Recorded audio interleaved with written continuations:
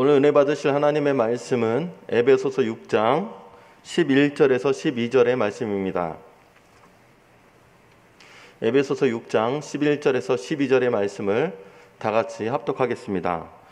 마귀의 관계를 능히 대적하기 위하여 하나님의 전신갑주를 입으라. 우리의 씨름은 혈과 육을 상대하는 것이 아니요 통치자들과 권세들과 이 어둠의 세상 주관자들과 하늘에 있는 악의 영들을 상대함이라. 아멘. 할렐루야. 지난주에는 우리가 첫 번째 유혹이 있었던 그 아담과 하와의 대처하는 방법을 우리가 보면서 이렇게 해서는 안 되겠다는 어떤 그런 공부를 많이 하게 되었습니다. 자, 아담과 하와가 마귀에게 유혹을 받았었던 이유는 첫째로 뭐냐? 하나님의 말씀을 정확히 알지 못했다. 등한히 했다.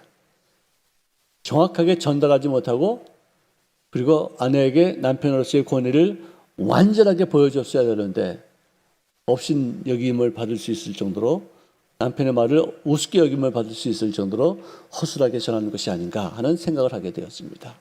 그리고 무엇보다도 어쨌든 마귀가 어떤 유혹을 하더라도 그 유혹의 자리를 떠나야 돼.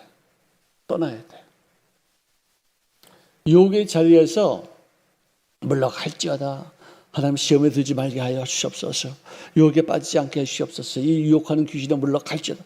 이렇게 할 필요가 없어요. 제 친구가 요즘은 이발소가 어떤지 모르지만 옛날에 한때는 이발소가 마사지 하면서 아주 좀 음란한 행위도 했대요. 마사지를 그냥 하면 되는데 이상하게 이렇게 사람을 유혹하는 그런 마사지를 했었대요. 저는 우리 국민은행 앞에 건너가면은 거기 사우나가 있어요. 거기 가면은 10,000원만 주면은 이 머리카락을 잘라요. 사우나도 하고서 머리카락을 자르는데 요즘은 사우나 못하는 게 이제 좀 이 머리카락만 자르러 가는데 13년 동안 단 한 번도 다른 곳에 가서 한 적이 없어요. 주인이 3번이나 바뀌었어요. 근데 그 집에 가요. 항상. 돈도 싸고, 그죠? 그리고 머리도 잘 깎고. 또 뭐 쓸데없는 어떤 유혹받지 않냐고. 근데 내 친구가 그때 당시에 지금도 잊지 않는 것이, 야, 내가 이발소 잘못 갔다가 혼났다. 그래서 무슨 소린가 보죠. 나는 선교사가 떠오니까 내용을 잘 모르잖아요. 뭐냐 했더니 이발소에 가면 넌 모르냐? 그냥 얼마나 야하게 마사지를 하는지 그냥 물러갈지어다 떠나갈지어다. 내가 전도한 친구거든요. 대학 친구인데 물러갈지어다. 시험에 들지 말게 하시옵소서. 그냥 혼났대 그냥. 그래서 내가 이 바보 같은 거기서 야 비켜 난 갈래. 얼마야? 딱 주고서 탁 나오면 되지. 왜 거기 앉아가지고 그냥 밤낮 그냥 물러갈지어다 시험에 들지. 그렇게 할 이유가 뭐 있냐. 그냥 거기서 퉁 튀는 게 최고예요. 아니 하와도 뭐 이렇게 나무를 본즉 먹음직스럽고 뭐 탐스럽게 할 만큼 지혜롭게 할 만큼 뭐 그런 걸 보고 나서 저게 그거야? 그러면 남편이 쳐다보지도 말라고 그랬다며. 에라 도망가자. 이렇게 하면 되는데 거기서 보니까 한 번 보고 두 번 보고 뭐요? 자꾸만 다윗도 마찬가지야. 그 밧세바가 모욕을 하면은 예수 피해. 그래서 그냥 예수 피 이러고서는 도망가야지. 왜 한 번 보고 가다가 두 번 보고 이게 무서운 거예요. 이게 무조건 튀는 거예요. 어떤 아이가 그 찐빵집 앞에서 앉아가지고 막 기도를 하더래. 야, 너 왜 이렇게 기도하냐? 내가 저 찐빵이 정말로 먹고 싶은데 돈이 없어가지고, 근데 돈이 없는데 이걸 훔치고 싶은 마음이 생기더라. 이게. 야, 내가 줄 테니까 이거 갖고 튀어 도망가. 그래서는 그 주구석 보냈대요. 거기 서가지고 하나님 훔치지 않게 해주세요. 뭐 이런 그런 기도할 것도 없어요. 그냥 그 자리를 튀면 되는 거예요. 그냥 도망가면 되는 거예요. 참 이 장소라는 게 참 무서운 거죠. 그렇죠. 그래서 어떤 환경에서든지 우리가 영향을 받을 수 있는 연약한 존재이기 때문에 자기 연약함을 깨닫고 나서 거기서 대항하지 말고 도망가는 게 최고예요. 여러분들 성경에 나와 있는 유혹 중에서 또 가장 대표적인 유혹이 무엇일까요? 네? 생각이 안 나요? 가장 대표적인 유혹이 뭘까? 아담과 하와가 받았던 유혹 말고 또 대표적인 유혹이 뭐 있을까요? 생각이 안 나요? 이상하다. 여러분 삼손이 그 굉장히 큰 덩치 큰 괴력의 사람이었잖아요. 근데 여자 하나 앞에 유혹을 받고서 눈이 뽑히고 진짜 포로 생활하면서 감옥에서 거기서 나와가지고 뭐 신문 써가지고 브레스 사람들을 많이 죽였지만 결국 자기 자신도 멸망당했죠. 자, 삼손을 유혹했던 드릴라, 이 조영남이가 불렀던 딜라이라는 노래가 그 딜라이라는 그게 드릴라예요. 한국은 그 영어로 말하면 딜라이라. 자, 드릴라가 이제 어떻게 욕을 하느냐? 먼저 그 드릴라에게 사람들이 와가지고 야, 삼손에게 얼마만큼의 힘이 있는지 너 아냐? 괴력이야. 근데 그 힘이 어디서 나는지 그 비밀을 좀 알려주면 내가 천냥의 어떤 은을 주겠다, 뭐 금을 주겠다. 먼저 이 드릴라에게 유혹이 온 거예요. 드릴라에게 유혹이 온 거예요. 그래서 돈에 탐심이 생겨서 이제 삼손에게 와서 아양을 떨면서 물어봅니다. 당신의 큰 힘이 무엇으로 말미암아 생기며 어떻게 하면 능히 당신을 결박하여 굴복하게 할 수 있을지 내게 말하라. 그러면 얘 요망한 것 같으니라고 이 발칙한 이것을 물러갈지어다 어디다 대고서 말이지 하나님의 비밀을 네가 알려고 하느냐 떠나가 아니면 내가 헤어져 우리 이제 절교야 딱 이랬어야지 그죠? 거기서 머뭇하는 거예요. 만일 마르지 아니한 새 활줄 일곱으로 나를 결박하면 나 여기서 이게 새 활줄이 뭔가 했더니 옛날 그 보시자는 칡줄에 칡나무 칡덩굴 그렇죠? 마르지 않은 칡덩굴 또 어떤 거는 뭐 다른 걸로도 표현했는데 어떻게 쉽게 말하자면 칡줄이에요. 그래서 나를 결박하면은 내가 약해져서 다른 사람과 같이 될 것이다. 평범한 사람이 될 것이다 라고 말했어요. 그래서 잠자는 동안에 칙칙 7줄을 갖다가 우선 이제 결박을 하고서 야 블레셋 군대가 온다. 그러니까 뻘떡 일어나가지고 이렇게 몸을 움직이는데 그냥 뭐 실타래 풀어질 때 후루룩 풀어지는 거예요. 근데 그게 거짓말인 건지 알았어요. 드릴라가 당신은 나를 상하지 않는 거 봐. 몰래 이러고 하면서 그냥 애교 부리고 그냥 칭얼거리고 그냥 뭐 온갖 별짓 다 해가면서 또 그냥 당신이 나에게 거짓말했지 왜 나를 희롱하는겨? 제발 좀 나에게 좀 말 좀 해주세요. 무엇으로 당신을 결박할 수 있는지 이제는 좀 말해주세요. 그러니까 만일 쓰지 아니한 새 밧줄들로 나를 결박하면은 내가 보통 사람과 같이 될 것이다. 그랬는데 그것도 거짓말이었었어요. 당신 나를 희롱하고 또 거짓말을 하였다. 내가 무엇으로 당신을 결박하는지 나에게 말하라. 세 번째 물었어요. 그랬으면 벌써 그때쯤은 이제 알아야지. 왜 이 여자가 이렇게 정말 집착을 갖고서 나에게 내 비밀을 이렇게 알려고 하는가. 아무리 아름답고 아무리 이쁘고 아무리 귀하고 어쩌고 저쩌고 그래도 이건 하나님과 나 사이의 어떤 비밀인데 이걸 내가 어떻게 말할 수 있겠는가. 근데 여기서 세 번째 질문했을 때 말한 내용이 섬뜩해요. 그대가 만일 나의 머리털 7가닥을 배틀의 날실에 섞어짜면 되리라. 머리카락이 나왔어요. 자기는 거짓말을 한다면서 점점점 자기 진실에 가까워가는 거예요. 머리털이 가는 거예요. 이렇게 이 사람의 유혹이 이렇게 오면은 사람이 이렇게 변하는 거예요. 자기도 모르는 사이에 조금씩 이렇게 가까이 가는 거예요. 그것도 아닌 것이 이제 증명이 됐어요. 그러니까 이제는 뭐 작당을 하고서 당신의 마음이 내게 있지 아니하면서 당신이 어찌 나를 사랑한다고 하느냐. 여러분들 이 사랑을 모르는 거죠. 이거는 사랑이 아니에요. 이 사람들과의 관계는 쾌락의 관계지. 사랑의 관계가 아니에요. 이로써 당신이 3번이나 나를 희롱하고 당신이 큰 힘으로 무엇으로 말미암아 이렇게 힘이 생기는지 말하지 아니하였으니 어찌 당신 나를 사랑한다고 말할 수 있겠습니까? 그러면서 날마다 어떻게 해요? 날마다 백인잎 송사 여기 이겨낼 사람이 없대요. 그러니까 여성들이 얼마나 강하냐면 야금야금 하면서 남편을 다 설득해서 남편을 움직이게 하는 힘이 있는 거예요. 그래서 뭐 그러니까 예수님이 교회의 머리가 된 것 같이 남편도 아내의 머리니라. 그런데 그 머리를 돌리는 것은 이 목이거든. 여자들은 목이니라. 그래서 남자들의 머리를 마음껏 뜻대로 돌릴 수 있느니라. 뭐 이렇게 말하는 사람들이 있는데 참 안타까운 일이죠. 자, 날마다 똑같은 말로 그를 재촉하여 조르매.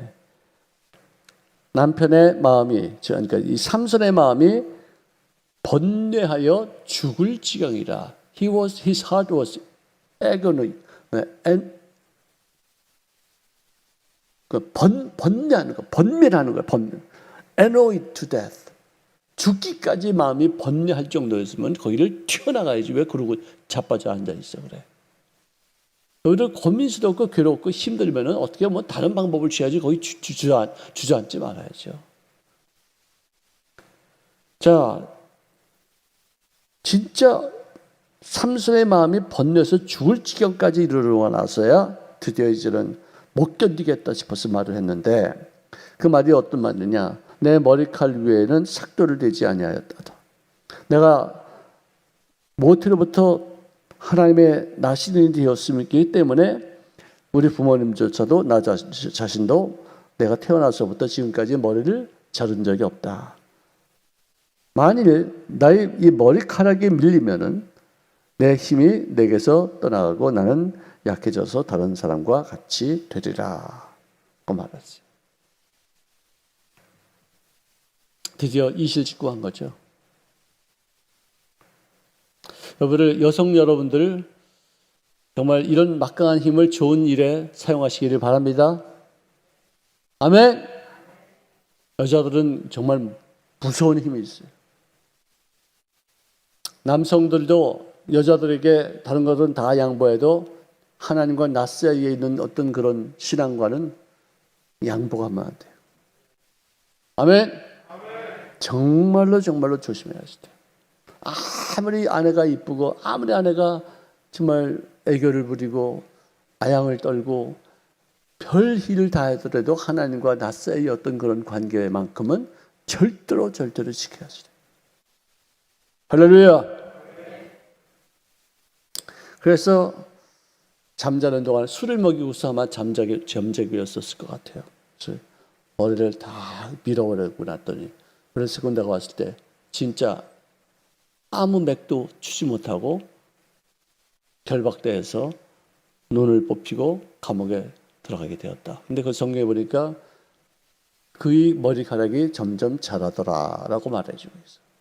그건 무슨 말이냐? 나중에 이 머리카락이 자라면 힘도 다시 회복되어져서 엄청난 일들을 하게 될 것이라는 것을 암시하는 것이 아니겠어요? 근데 그 엄청난 일을 그가 평상시에 블레셋 사람들을 죽인 그 숫자보다도 엄청나게 많은 사람들을 죽였다 할지라도 자기도 그 성전을 밀어서 그 성벽을 성 기둥을 갖다 밀어서 엎어지는 것으로 인해서 죽임을 당하는 참 비참한 인생을 살게 되었다는 것입니다. 자, 그 다음에 여러분들 생각하기에 또 성경에 나와 있는 유혹이 또 있어요. 뭐가 있을까요? 네? 아주 굉장히 유명한 유혹이에요. 예수님께서 공생애를 하시기 전에 40일 동안 금식하시고 광야에서 훈련받으신 다음에 그다음에 마귀가 찾아왔어요. 이 마귀가 예수님을 유혹하는 것도 이것도 굉장한 유혹이에요. 엄청난 유혹이에요. 제일 첫 번 이 마태복음에 보면 마태복음과 누가복음에는 첫 번째 유혹은 같은데 두 번째와 세 번째 유혹이 마태복음과 누가복음에 이렇게 서로 바뀌어 있어요. 그 이유는 잘 모르겠지만 어쨌든 내용은 같은 내용이지만 순서가 바뀌어 있다는 것입니다. 자, 배가 고프시고 아니겠어요? 내가 만약에 하나님의 아들이거든 명하여 이 돌들로 떡덩이가 되게 하라. 그러니까 너 배고프지? 금강산도 식후경이야. 야, 밥부터 먹어야 돼. 여기 아무것도 없으니까 네가 하나님의 아들인 것을 증명하기 위해서라도 한번 떡을 한번 돌로 만들어서 이렇게 먹어봐라. 유혹이 왔어요. 내가 막 다른 방법으로 마귀에게 유혹을 받지 않고선 다른 방법으로 내가 음식을 먹는 것이 원칙이겠다 싶어서 아마 거절했을 거예요. 그분도 굉장히 밥을 드셔야지만 될 때가 됐는데도 마귀가 유혹했기 때문에 거절합니다. 어떻게 거절했냐면은 기록되었을 때 사람이 떡으로만 살 것이 아니요 하나님의 입으로부터 나오는 모든 말씀으로 살 것이니라. 할렐루야. 자, 말씀으로 대적하는 거. 어떤 누가 여보 이제 아내가 예를 들어서 우리 모처럼 주일인데 쇼핑 갑시다. 그러면은 뭐 피곤한데 왜 쇼핑을 가? 아니야, 오늘 주일 예배 가야 돼. 주일 예배 갔다 와서 가면 안 돼? 뭐 이런 것을 말하는 것이 아니에요. 우리 예수 믿는 사람은 그렇게 말하지 말고 성경에는 말씀하시기를 안식일을 거룩하게 지키라 라고 하셨기 때문에 나는 거룩하게 이 안식일을 지키기 전에는 아무것도 나 안 할 거야. 말씀으로 대적하는 거예요. 자기 느낌으로 하는 것이 아니라 자기 습관으로 하는 것이 아니라 말씀으로 정확하게 탁 대적하는 거예요. 그렇게 되는데 인간적인 방법으로 이렇게 말하다 보니까 그게 흐물해지고 또 연약해져 가지고 결국은 쇼핑할 수도 있는 거 아니겠어요. 사람이 떡으로만 살 것이 아니라 그 말의 뜻은 뭐냐면 떡도 필요하다는 얘기예요. 떡도 필요해. 왜? 육체이기 때문에 떡을 먹어야 돼요. 밥을 먹어야 돼요. 생명을 유지하기 위해서는 먹어야 될 어떤 그런 꼭 지금 필수불가라는 하나의 사건이죠. 우리를 밥 먹는 거요. 굉장히 좋죠. 나는 밥 먹는 게 너무 즐거워요. 먹는 게 참 행복해요. 먹을 때 어떤 만족도 있고 입술에 오는 그런 쾌감. 요즘은 사람들이 맛에 대한 어떤 그런 감각이 아주 뛰어나서 텔레비에서 음식에 대한 어떤 프로그램이 굉장히 많아졌어요. 우리 어렸을 때는 음식에 대한 프로그램이 없었어요. 왜? 먹는 게 뻔하니까. 근데 지금은 똑같은 음식이라도 요렇게 저렇게 뭘 집어넣고 어떻게 하고 모양들을 어떻게 하고 굉장히 더 섬세하게 맛도 굉장히 그냥 여러 가지 다양하게 이렇게 만들어서 이렇게 먹어요. 또 음식을 먹으면서 사람들과의 만남이 이루어지잖아요. 대화가 잘 되잖아요. 음식 먹는 건 참 좋은 거예요. 저는 또 운전하다가 졸음이 올 때가 있으면은 꼭 강냉이, 옥수수 튀긴 거 이렇게 넣고서 그걸 이렇게 끄집어다가 몇 개씩 먹으면 정신이 번쩍 들고 나도 왜 그런지 몰라요. 잠이 확 달아나요. 껌을 씹어도 잠이 오는데 이거 강냉이 먹고서 어그작 거기서 막 소리 내고 사니까 정신이 나는지도 모르겠지만 그거 다 필요한 거예요. 음식 굉장히 중요한 거예요. 사람은요 먹으려고 태어났습니까? 자려고 먹는 겁니까? 네? 똑같은 말이에요. 같은 말이에요. 자려고도 먹고 먹으려고 사는 거예요. 그렇게 먹는 게 중요해요. 자, 그랬는데 이렇게 몸으로만 필요한 양식이 중요한 것이 아니라 하나님의 입으로부터 나오는 모든 말씀, 즉 영의 양식이 나에게 필요하다. 할렐루야. 이 영의 양식을 먹지 않고서 마음이 컬컬한 사람들은요 정말 복받은 사람들이에요. 교회 안 나오면 컬컬한 사람들, 교회 안 나와도 좋은 사람들 많아요. 교회 나올 필요도 없다고 생각하는 사람들 많아요. 근데 우리는 말씀을 안 들으면, 예배 드리지 않으면 컬컬하고 뭔가 좀 답답하고 뭔가 불안하고 뭔가 좀 깨어나지 못하고 그런 데가 참 많이 있어요. 우리 대면 예배를 그리워하는 사람들은 복 있는 사람이에요. 그런데 비대면 예배를 거기에 익숙해져 가지고 교회 나오기 싫다 하는 그 순간 그건 벌써 시험에 들은 거예요. 이게. 정말 위험한 순간이에요. 조심해야 되겠죠?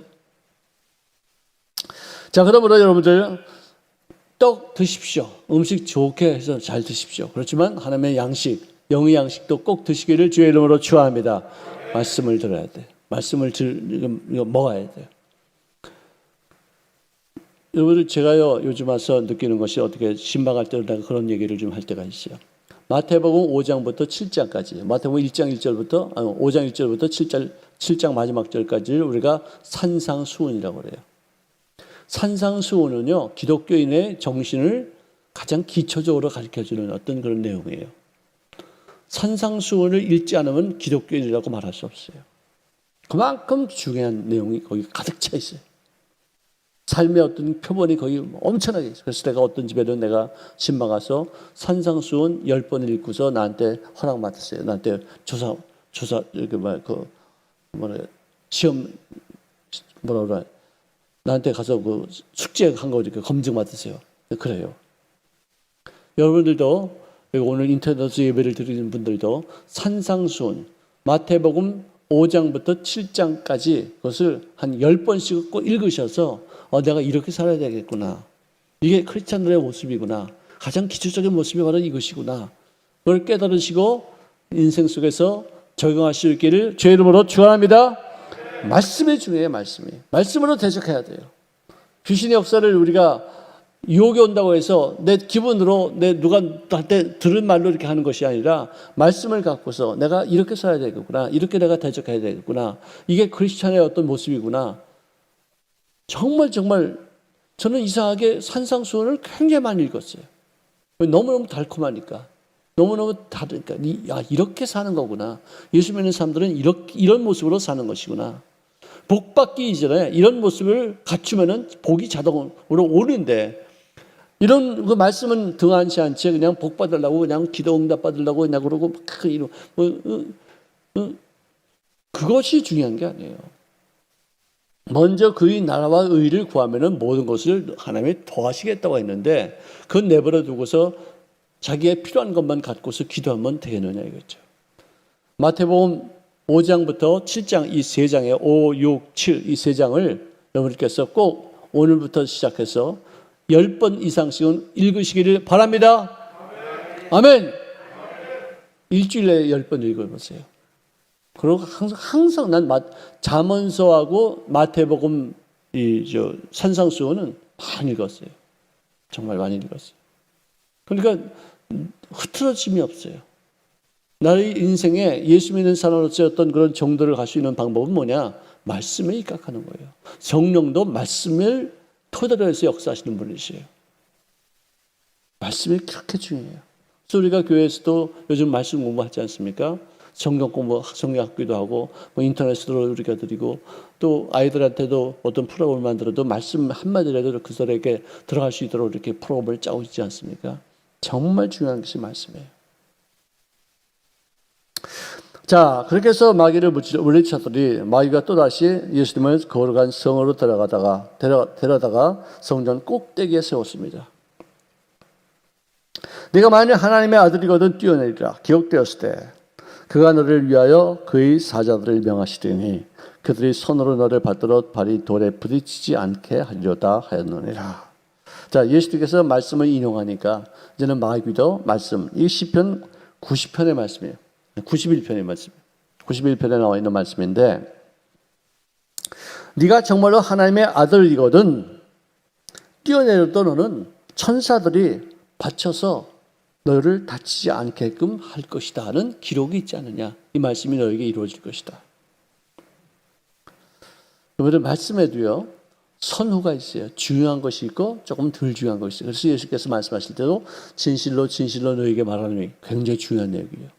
진실로 말하노니 그건 좀 더 덜 중요한 얘기예요. 그냥 말할 때는 그냥 평범한 그런 말일 수도 있어요. 그만큼 중요한 것은 강조하는데 말씀에도 농도가 있어요. 중요한 것이 있고 좀 덜 중요한 것이 있는데 중요한 것을 더 앞세워 주님께서 말씀하십니다. 또 기록되었을 때 주 너희 하나님을 시험하지 말라. 왜 내가 떨어지면은 죽을지 안 죽을지 한번 해볼까? 이거 하지 말라 이거예요. 내가 주일날 극장에 가면은 하나님이 나를 혼내실까 안 내실까? 그런 거 하지 말라 이거예요. 그냥 말씀에 입각해서 하지 말라 그러면 하지 말고 하면은 하라고 그러면 하고 그렇게 하지. 하라고 그런 것을 내가 안 해볼까? 하지 말라고 그런 것을 내가 해볼까? 이러고서 시험하지 말라 이거예요. 단순하게 순종하시기를 바랍니다. 정말로 이런 어떤 갈팡질팡하는 것, 어떤 그런 정도를 걷지 않고자 이게 벌써 유혹이에요. 이게 벌써 이거 시험이에요. 이게. 그러니까 너는 떨어져서 천사들이 너의 발을 받쳐서 돌 위에 부딪히지 않고 이렇게 엄청나게 놀라운 기적을 베풀면 수많은 사람들이 너를 떠받을 거 아니에요. 너에게 엄청난 인기가 있다고 이렇게 사람들이 너를 추앙할 거 아니냐. 이런 어떤 유혹이에요. 이게 다 유혹. 사람들은 인기에 굉장히 약합니다. 돈에 약합니다. 권력과 권세에 약합니다. 권력을 얻을 수 있다면 별짓을 다 해요. 인기를 얻는다면 별짓거리를 다 해요. 어떤 사람은 돈 얻기 위해서 음식 먹기 대회에 나가가지고 그걸 먹는데, 정말 여자인데 한 50kg도 안 되는 여자 같아요. 한국 여자였어요. 내가 미국에 있을 때 봤는데 햄버거를 이렇게 싸놓고서 그걸 먹어요. 먹는데 어떻게 입에 들어가는지 몰라요. 넣고서는 물을 먹고서는 그냥 꿀떡꿀떡 삼켜. 그래서 배가 나중에 이렇게 뻘떡해가지고 돈을 갖다 벌어요. 근데 살이 안 쪄. 옛날에는 로마 사람들이 음식을 많이 먹고서 먹는 쾌감 얻기 위해서 많이 먹고서 그걸 토했다는데 이 토하는 게 이게 굉장히 안 좋은 거래요. 왜? 위산이 역류돼가지고 이 식도를 태운대요. 위는 위산이 있어도 괜찮게끔 만들어져 있어요. 근데 식도는 위산이 닿으면 타요. 위산이 얼마나 강하냐? 염산같이 이렇게 그 위산도 음식에 넣으면 음식이 녹아질 정도로 굉장히 강한 거예요. 특히 동물의 어떤 하이에나나 사자 같은 동물들의 어떤 위산은 굉장히 강력하죠. 왜? 뼈까지 녹여야 되기 때문에. 그렇게 강한데 역류, 이렇게 토하면서 그 위산들이 이 식도를 태운다는 거예요.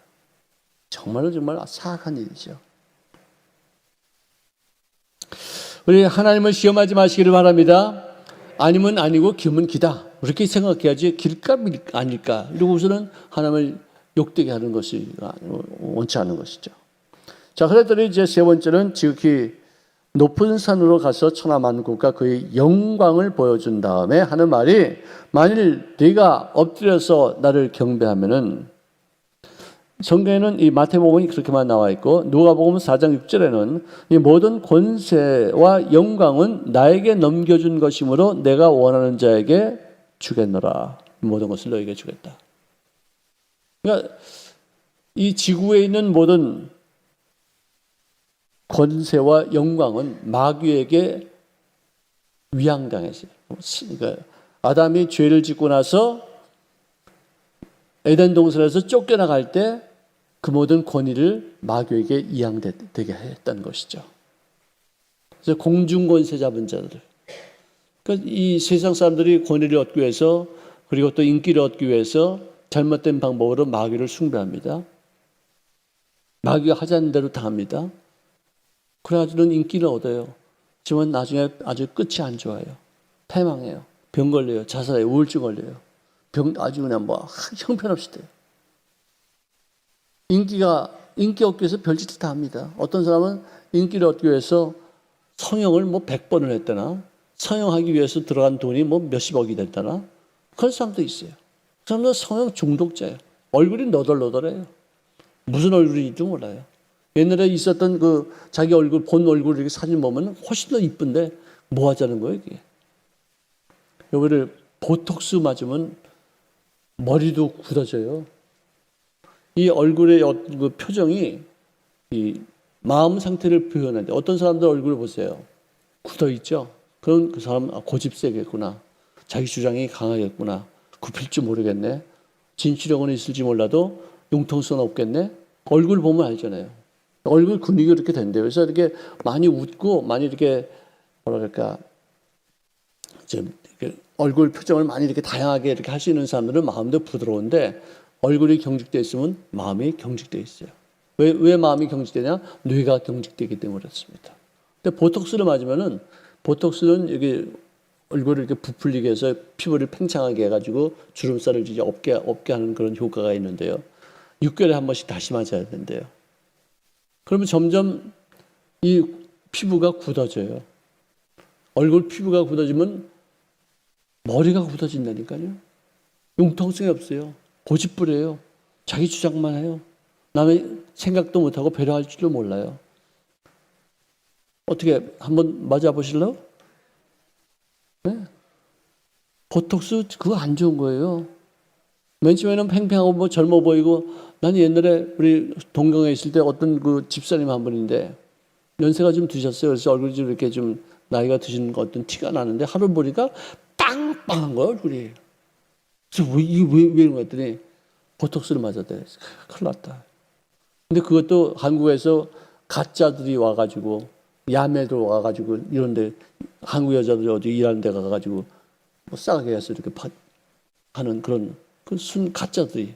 그러니 그 사람은 얼마나 좀 나중에 보니까 그냥 한 10년 만에 봤는데 완전 할망구가 됐어, 할망구. 한번 해보실라고? 할망구 한번 돼보실라고? 아니야. 그래요. 지금 생긴 대로 살아요. 아멘? 할렐루야. 저도 뭐 누가 나보고서 뭐 동안이라 어쩌다 나이 들면은 다 이제 쭈그러 가요. 다 그렇게 돼 있어요. 좀 뭐 동안이면은 조금 더 젊게 보인다 정도뿐이지 다 똑같아져 가요. 왜? 아무리 동안이라도 옛날 사진, 10년 전 사진하고 지금 사진 보면은 확실하게 내가 봐도 야, 내가 이렇게 젊었나? 난 완전히 폭삭 할아버지 닮았네. 그럴 정도예요, 다. 그러니까 자연미가 좋은 거예요. 70년 됐으면 70년 된 사람답게, 80년 됐으면 80년 된 사람답게. 그래서 거기에 걸맞게 인생을 즐기면서, 그리고 여유롭게, 그리고 의미 있게, 가치 있게. 할렐루야! 아멘! 마귀에게 욕당하지 말아야 돼. 그랬더니 예수님께서 하신 말씀이 여기서는 정확하게 사탄아 물러갈지어다. 아멘! 대적했어요. 대적하고서 또 말씀으로 대적하기를 기록되어 있을 때 주 너희 하나님께 경배하고 다만 그를 섬기라. 내가 어떻게 전 세계의 모든 영광을 내가 얻는다 할지라도 내가 어떻게 귀신에게 너를 섬길 수 있겠느냐. 내가 어떻게 마귀를 섬기냐. 세상의 모든 권세와 인기와 부를 다 누린다 할지라도 난 절대로 너 사탄 숭배하지 못한다. 오늘 세상에 부귀영화를 누리는 사람들 중에서 사탄 숭배해서 돈 많이 버는 사람도 있어요. 사탄 숭배자예요. 성경에 나와 있어요. 그 사람들도 성경에 있어요. 왼뺨을 빼르면은 오른뺨을 박살내라. 뭐 이렇게 돼 있어요. 성경에 아주 완전히 다 위배되는 어떤 말을 기록하고 있어요. 그래서 우리가 말씀을 많이 공부해야지 말씀이 내 마음속에 남아있고 어떤 일이 있을 때 그것을 말씀을 통해서 대적할 수 있고 말씀을 따라서 내가 생활할 수 있어요. 수용할 수가 있어요. 말씀대로 삽시다. 믿음이 약하냐, 믿음이 뭐 강하냐, 그 가치 기준은 어디 있느냐? 말씀을 내가 얼마만큼 많이 알고서 그 말씀이 내 마음속에 얼마만큼 새겨져서 그 말씀대로 내가 살고 있느냐, 안 살고 있느냐. 그게 문제예요. 믿음이 좋고 많고 그 문제가 아니에요. 믿음이 강하고 믿음이 약하고 문제가 아니에요. 내 마음속에 얼마만큼 말씀이 내 속에 살아있느냐. 말씀을 얼마만큼 암기하고 있느냐. 말씀을 암기해도 내가 그것을 실생활 속에 적용하고 있느냐. 이게 굉장히 중요한 것이죠. 자, 여기에 대해서 요한일서 2장 16절에 기록하기를 이는 세상에 있는 모든 것이 육신의 정욕과 안목의 정욕과 이생의 자랑이니 다 이런 것은 아버지께로부터 온 것이 아니라 세상으로부터 온 것이니라. 그 기록하고 있어요. 자, 육신의 먹기에 먹음직하게 생겼어요. 육신의 안목에 정욕이에요. 육신의 정욕. 또 그다음에 보기에도 아름답더라. 보기에도 아름답더라. 우리가 아마 이 동물 중에서 패션에 관심이 있는 그런 동물은 오직 인간뿐이 없어요. 인간은 어떻게 이렇게 그 뉴스 앵커들 보면 매일 옷이 바뀌어요. 또 이거 날씨 리포터 기상 리포터도 보면 옷이 다 항상 바뀌어요. 안 바뀌면 아마 별 얘기를 다 들을 것 같아서 아마 그러겠죠. 나는 그냥 몇 벌 갖고 있는데 그 사람들은 이렇게 밤새 바뀌어요.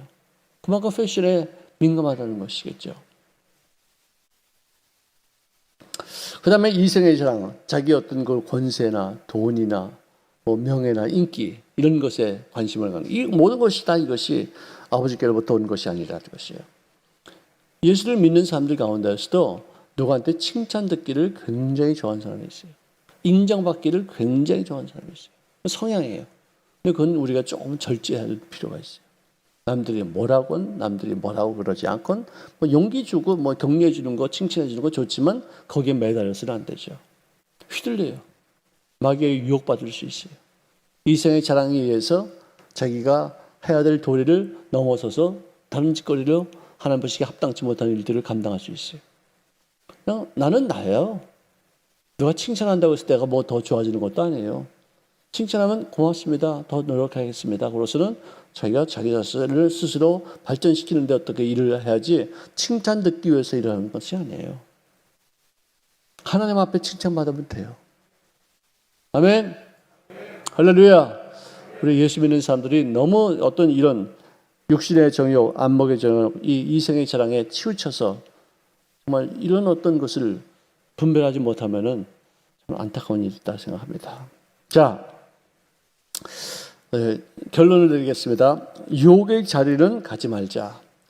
여러분들 예수님은 도망가지도 않고 자리를 뜨지도 않고 그 자리에서 말씀으로 대적하셨어요. 우리도 그렇게 할 수 있으면 좋아요. 하지만 그것으로 안 통하면은 내가 연약하고 내가 의지가 약해서 유혹에 빠지겠다 싶으면은 그냥 튀는 게 최상책이에요. 도망가시 바랍니다. 물러갈지어다 떠나갈지어다 하나님 유혹에 들지 말게 하시옵소서. 이런 거 할 거 없어요. 그냥 팍 뒤도 돌아보지 않고 그냥 도망가면 돼요. 유혹은요 굉장히 많아요. 담임 목사에게도요 시시때때로 시험거리, 유혹거리 많이 와요. 진짜 기도하면서 말씀 가운데 거하고 항상 내 마음을 지키니까 이러는 것이지 별 희한한 유혹들이 다 있어요. 또 여러분들이 많이 기도해 주니까 나 견디고 이렇게 참 있는 것이죠. 정말 아니 여러분들도 개인들도 마찬가지예요. 그런데 이 교회 담임 목사 정도면은 마귀가 나 하나 쓰러뜨리면 교회 하나 전체 다 망가뜨리겠다 싶어서 얼마나 많이 공격하겠어요. 저는 여러분들의 기도해 주신 덕분에 사는 거예요. 우리 약해요 인간은요. 정말로 말씀 속에 거하기 전에는 예수님의 어떤 품 안에 내가 그 날개 밑에 내가 거하지 않으면 우리 이길 수 없어요. 내가 초신자 때 본 그런 환상이 있는데요. 큰 새가 있어요. 이렇게 큰 새가 있는데 그 밑에 사람들이 바글바글 많이 있어요. 근데 나도 그 속에 있어요. 큰 새 밑에. 근데 바깥에는 내가 조금만 나가도 뭐 나를 공격하고 나를 죽이려고 들고 나를 해치려고 드는 것들이 많이 있어요. 조금만 나가도 뭐 굉장치도 않아요. 근데 내가 그들하고 싸울 때는 칼로 막 이렇게 싸우다가는 쏙 이 날개 밑에 들어오면 또 못 들어와 이놈들이. 내가 막 나가서 말해서 막 찔러 죽이고 그렇게 또 들어오면은 또 여기는 못 들어와요. 근데 그 꿈에서도 보니까 그 큰 새가 십자가더라고, 십자가. 할렐루야. 내가 그때 그 환상을 보고 나서 야, 나는 십자가 밑에 항상 있어야 되겠구나. 예수님의 날개 밑에 늘 거해야 되겠구나. 내 인간의 힘으로 바깥에 나갔다는 박살나는 거예요. 그냥. 주님 날개 밑에 있으니까 그나마 이렇게 견디고 여태까지 살고 있는 것이지 그 바깥에 나가보세요. 정말 무서운 세상이에요. 너무나도 혐오스러워요. 너무 끔찍해요. 우리 예수 믿는 사람들도 다 예수님의 십자가의 날개 밑에 늘 거할 수 있기를 주의 이름으로 축원합니다.